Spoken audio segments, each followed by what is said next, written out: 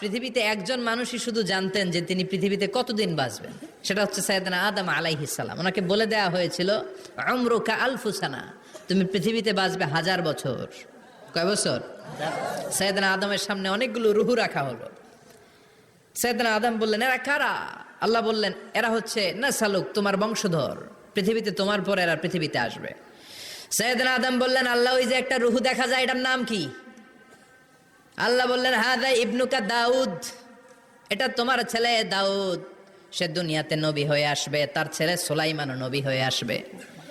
সাইয়েদনা আদম বললেন, মাবুদ, আমার ছেলে দাউদের কত বছর হায়াত আপনি দিয়েছেন? আল্লাহ বললেন, 40 সানা, মাত্র 40 বছর, 4 ইয়ার্স, 40 বছর তোমার ছেলেটা বাঁচবে। ও আল্লাহ, আমি বাঁচবো কয় বছর? তুমি বাঁচবা 1000 বছর। সুবহানাল্লাহ।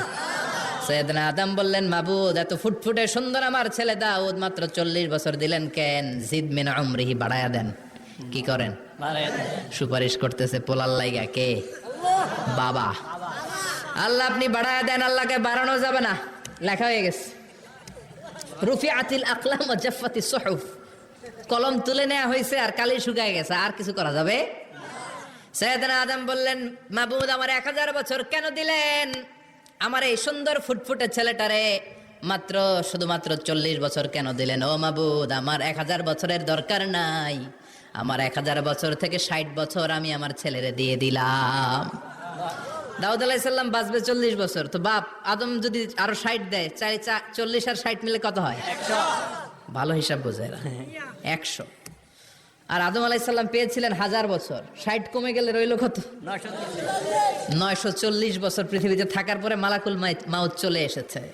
কারণ এটা on time, the death will come on time, it never late, কখনো দেরি হয় না। আল্লাহ বললেন, লিকুল্লি উম্মাতিন আজালুন ফাইযা জাআ আজালুহুম লা ইস্তাখিরুনা সাআতান ওয়া লা ইস্তাকদিমুন।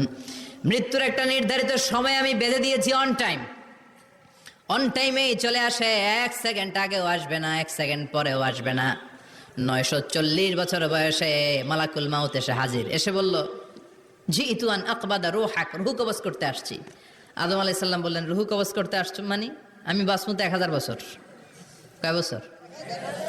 মালাকুল মাউত বললেন, না না, ওই যে আগের কথা স্মরণ করেন, আপনি 60 বছর দিয়ে দিয়েছিলেন। কয় না, আমি দেই নাই, আমি আরো বাঁচুম, আরো 60 বছর পাওনা আছি, আমি দেই নাই। মালাকুল মাউত বললেন, আপনি দিয়েছেন? আদম বলে, দেই নাই। মালাকুল মাউত বলে, আল্লাহ ঘটনা দেখেন, দিয়া কয় দেই নাই। আল্লাহ কয়, থাক, কথা কইস না, আয়া পর। সুবহানাল্লাহ পড়েন। নাসিয়া আদম ফানাসিয়া বানু, ভুলে গেছেন উনি। আমরা ভুলে যাই, আমরা খেয়ে বলছি খাই নাই, নিছিলাম পকেটে, কয় নেই নাই। এরকম ডাকাইত আছে না নাই? নাসিয়া আদম ফানাসিয়া বানু, বিশ্বনবী বললেন, আদম ভুলেছে তো তার সন্তানরাও ভুলে যায়।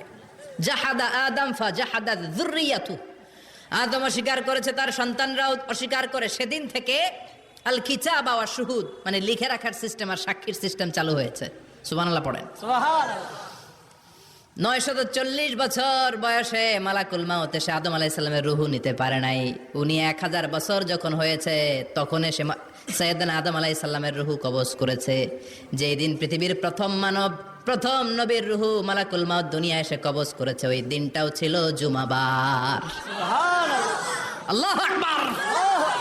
আবার বিশ্বনবী বললেন, লা তাকুমুস সাআহ ইল্লা ফি ইয়াউমিল জুমআহ ইযা জুলজিলাতিল আরদ।